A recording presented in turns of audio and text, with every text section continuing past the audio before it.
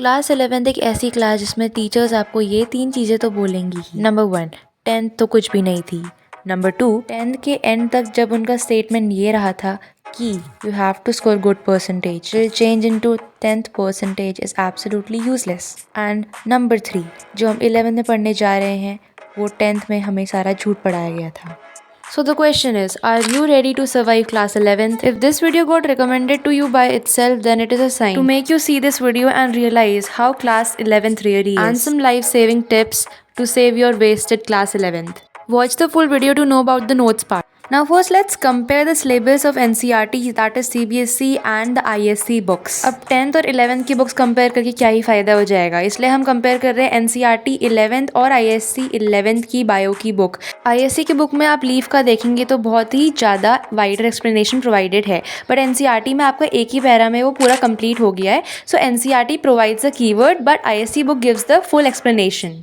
अब नेक्स्ट है आपका try to know about the weightage of every chapter. Finals में हमारे 30 चैप्टर्स तक आते हैं। अब आपको पहला स्मार्ट स्टडी करनी है। इसमें आपको पहले वेटेज देखना है, कितने चैप्टर में कितने मार्क्स ज़्यादा मिल रहे हैं, ताकि आप उस चैप्टर को ज़्यादा प्रेफरेंस दो। So our physics teacher made us write all the notes of every chapter and मैंने फिजिक्स की 11th की बुक टच तक नहीं करी थी। हो सकता है आपको वैसे टीचर ना मिले तो मैं आपको नोट्स प्रोवाइड करवाऊंगी। It is my promise to you guys. It includes derivation, numericals plus theory part. Now let's come to a story time. ये एक short सा story time है। I made 2 sheets of derivations जो कि सारे मुझे लगते थे आएंगे एग्ज़ाम में। ये मैंने 1 week पहले बना दिए थे फिज़िक्स के पेपर से। Now the night before physics paper मैंने सब कुछ नोट से पढ़ लिया और मैं इससे पढ़ना भूल गई, और to my surprise सारा इसी से आ रखा था, सारे डेरिवेशन इससे आ रखे थे। Now let's talk about chemistry. Chemistry में भी आपको नोट्स की ही ज़रूरत पड़ेगी, तो मैं आपको केमिस्ट्री की नोट्स भी प्रोवाइड करवाऊंगी। केमिस्ट्री का थोड़ा आपको बाद में आपको एक्सप्लेनेशन दूंगी। पहले हम आते हैं बायोलॉजी। बायोलॉजी में मैंने सारा का सारा NCERT से पढ़ा because my main purpose was to pass in 11th, बाकी कुछ नहीं था। बट अगर आप ISC की बुक से पढ़ रहे हो, आपको वहाँ पर कीवर्ड्स सर्च करने पड़ेंगे और आपको बहुत ज़्यादा एक्सप्लेनेशंस फालतू के दिए रहेंगे जो कि कहीं काम नहीं आने वाले। नहीं आएंगे तो, बट आपके पेपर पर्पज़ के लिए बता रही हूँ अभी मैं। अच्छा, तो ये चैप्टर तो हमारा 8 से 9 पेजेस में ख़त्म हो रहा है, but let's compare it to the ISC book.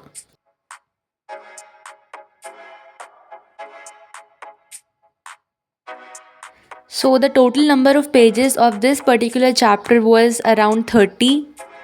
And in our unit test and even in our finals, the botany portion was more than the zoology portion. In physics, 40% questions are the derivations, 50% questions are the numericals and 10% questions are the theory questions. ये जो सारे numericals मैं आपको दिखा रही हूँ और इसे मैंने मार्क करा है, very important exam question and all these, ये सारे मेरे पेपर में आए थे।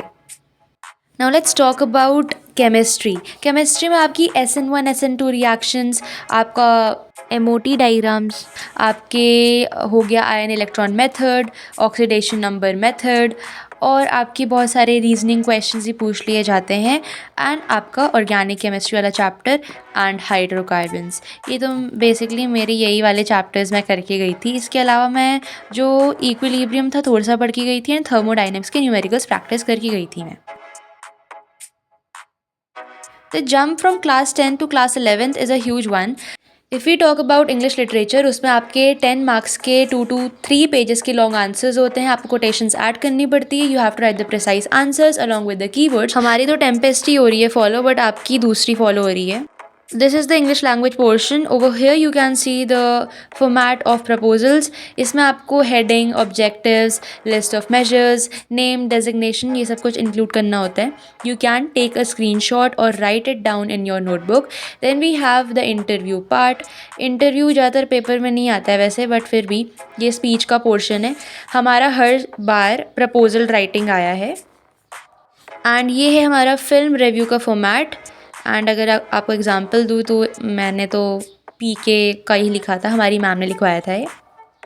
But to my surprise, not to my surprise, to everyone's surprise, क्या हुआ, हम एक्सपेक्ट कर रहे थे कि इस बार बुक रिव्यू या फिर फिल्म रिव्यू आएगा, बट दोनों बार प्रपोजल राइटिंग आया। सो ये अभी जो दिखा था वो है हमारा book review. Now let's come to grammar portion. इसमें आपको बहुत सारे ट्रांसफॉर्मेशन ऑफ सेंटेंसेस प्रैक्टिस करने होंगे, सारे प्रिपोजिशंस प्रैक्टिस करिए। हमारे स्कूल में प्रिपोजिशंस ऐसे देते हैं जो शायद से ब्रिटिशर्स भी सॉल्व ना कर पाए।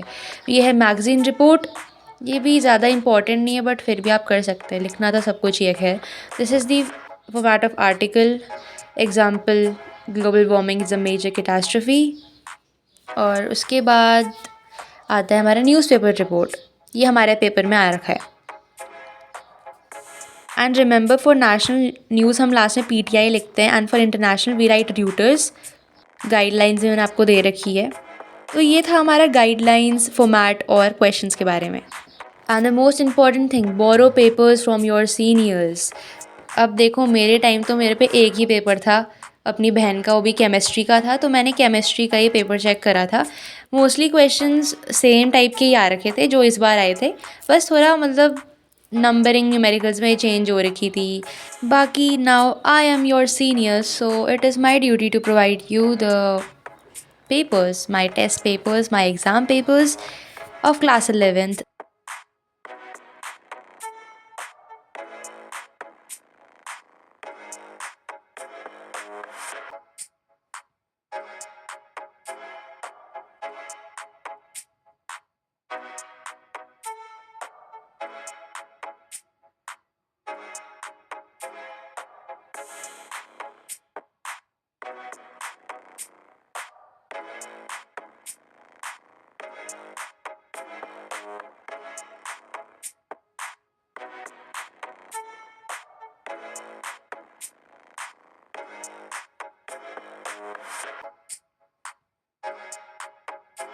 And the last life saving hack is to write something instead of writing nothing. अगर आपको कोई क्वेश्चन नहीं आता है तो आप उससे, सपोज एक न्यूमेरिकल आपको नहीं आता है, so you can write the formula, you can draw the diagram, you can write some theory related to it, क्योंकि कुछ लिखना ही बेटर होता है रादर दैन राइटिंग नथिंग।